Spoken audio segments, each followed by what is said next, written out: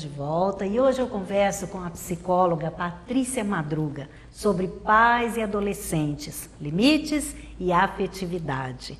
Doutora Patrícia, às vezes a gente nota, isso eu já comentei várias vezes com meu marido, a gente nota nas conversas que a gente tem com amigos, tudo, e até na nossa época, quando nossas filhas eram adolescentes, porque agora nós já somos avós, mas a gente percebia isso, uma certa, como se forçassem a barra para que o casal se desentenda, porque hoje em dia é muito comum pais separados. Então, as crianças, os adolescentes, eles veem na escola que aqueles filhos de pais separados, muitas vezes eles têm mais liberdade do que filhos de pais unidos, de casal unido, casal coeso, não é?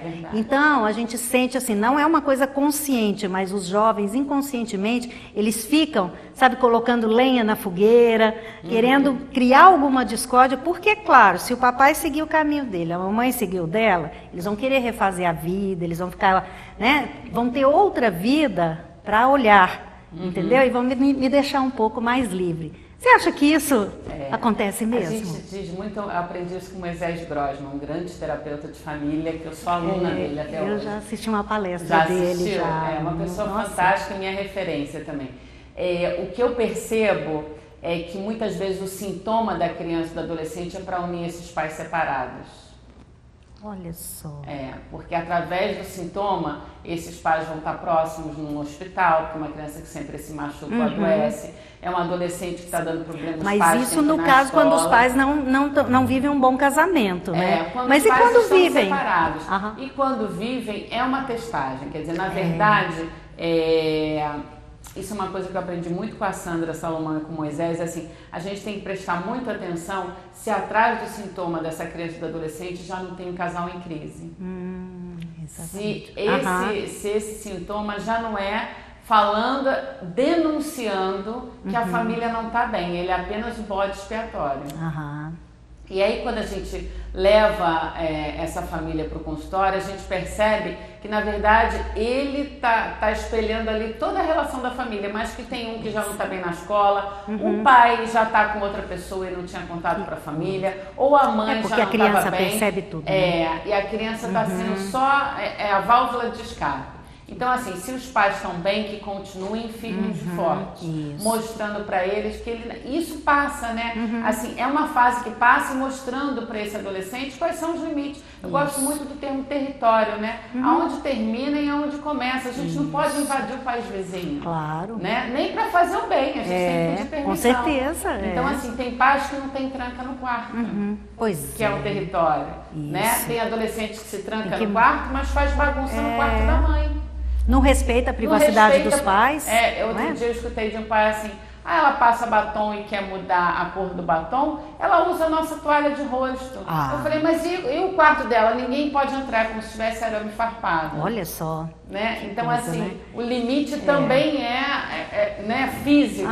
Então, o mais importante é os pais perceberem que esse ciclo de vida da família é uma crise, mas não precisa ser uma crise ruim, né? Com crise se cresce também. Se cresce muito. Passa e que o casal tem que permanecer unido e não perder o espaço do casal. Isso. Porque se perde, se esse adolescente ganha, esse casal se desfaz. Porque essa fase é uma fase tensa. O casal precisa se unir mais. Exatamente. E não, né? E acontece muito o que a gente vê, até assim, eu acho que isso acontecia mais na minha época de jovem, que os pais homens, muitas vezes, os pais homens mesmo, muitas vezes eles eram tão rigorosos que as mães deixavam a filha ir num lugar e não contava para o pai. Entendeu? Eu lembro que a minha mãe sempre falava, gente, isso não pode acontecer, porque você começa a virar cúmplice dos seus filhos e larga o marido de lado. Tem um termo que a gente fala assim, você se aliança aos filhos, deixa o pai de fora, só que um dia você vai precisar desse pai para dar limite. E aí ele não vai ter mais voz ativa. Não tem. Quem tem que ficar de fora nessa triangulação é adolescente. São os pais unidos. Eu falei, é muro de Berlim às vezes. para educar esse filho de uma maneira. Porque aí ele pede para a mãe e aí depois disfarça e liga para o pai dizendo que a mãe deixou. Então, né? Ele joga demais, é um jogo. E aí eu falo para os pais, combinaram alguma coisa, passa um SMS, passa um WhatsApp e diz para o outro o que combinou para que esse adolescente seja pego de surpresa e fala assim, opa, peraí, aqui tem hierarquia, aqui eu não posso ir para um lado ou para o outro, né? Porque às vezes por pena, não, mas um é mais rígido, não, mas combina com seu marido, combina com a sua mulher, até quem vai ser o bonzinho, quem vai ser o mal, para isso, né? Tá demais, então deixa passar o limite para um e para outro, né?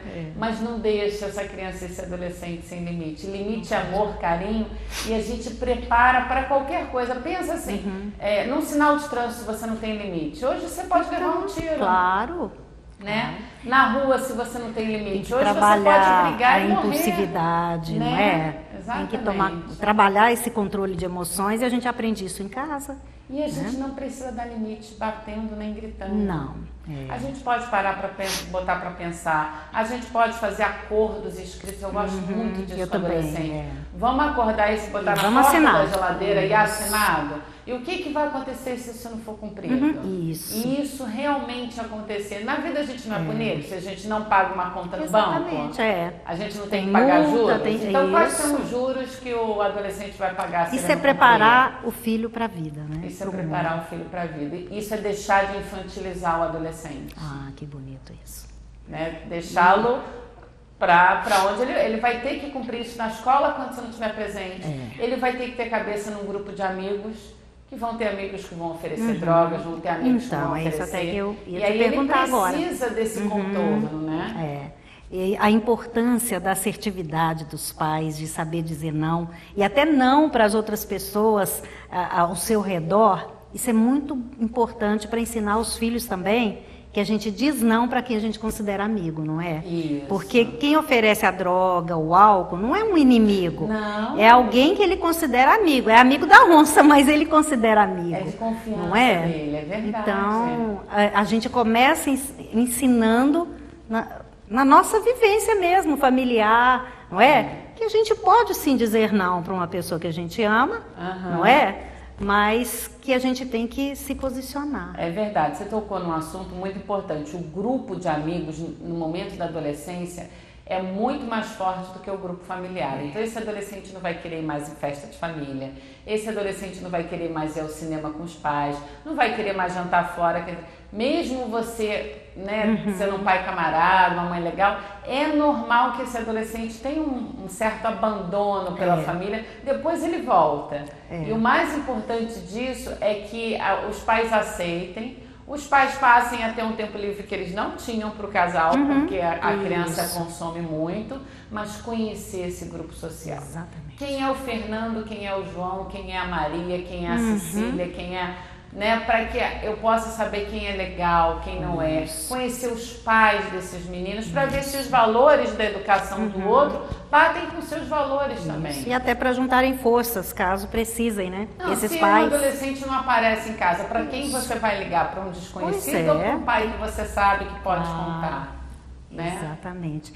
A gente pensa o quanto é enorme a responsabilidade dos pais e muitos não preparados, até porque começaram também na adolescência, né? É verdade. E tem dificuldade demais de trabalhar essa assertividade, esse não, e a criança realmente ela fica perdida. Fica. Né?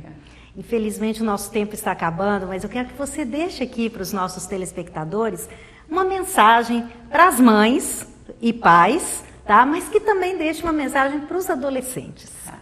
Bom, para os adolescentes o que eu quero dizer é que é um momento único e mágico a adolescência, então vivam isso de uma maneira alegre, mas muito responsável, para vocês não se arrependerem depois e não fazerem coisas antes da hora. Então vivam a adolescência da forma que ela se apresenta.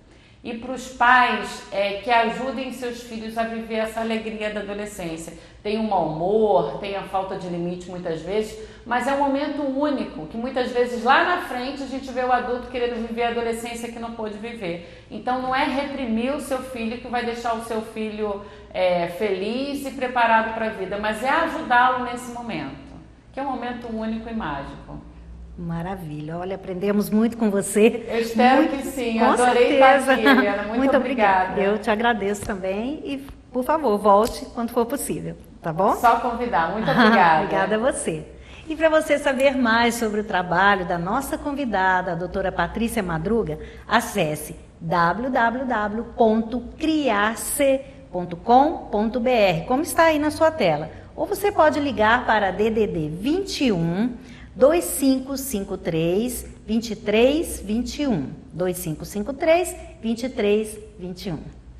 Dias atrás, eu encontrei na internet uma interessante reflexão de autoria desconhecida que eu vou compartilhar aqui com você agora. Quando mais jovem, por causa de meu caráter impulsivo, tinha raiva e na menor provocação explodia magoando os meus amigos. Na maioria das vezes, depois de um desses incidentes, eu me sentia envergonhado e me esforçava por consolar a quem tinha magoado. Um dia, meu professor me viu pedindo desculpas depois de uma explosão de raiva e me entregou uma folha de papel lisa e disse: amasse-a. Com medo, obedeci e fiz com ela uma bolinha. Agora, voltou a dizer meu professor, deixe-a como estava antes. É óbvio que eu não pude deixá-la como antes. Por mais que eu tentasse, o papel, claro, ficou cheio de dobras. Então, o professor me disse: o coração das pessoas é como esse papel. A impressão que neles deixamos será tão difícil de apagar como esses amassados.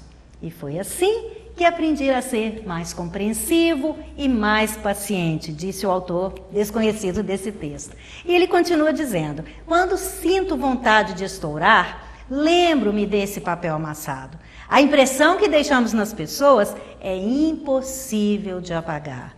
Quando magoamos com nossas ações ou com nossas palavras, logo queremos consertar o erro, mas muitas vezes é tarde demais. Alguém disse certa vez: fale quando tuas palavras sejam tão suaves como o silêncio.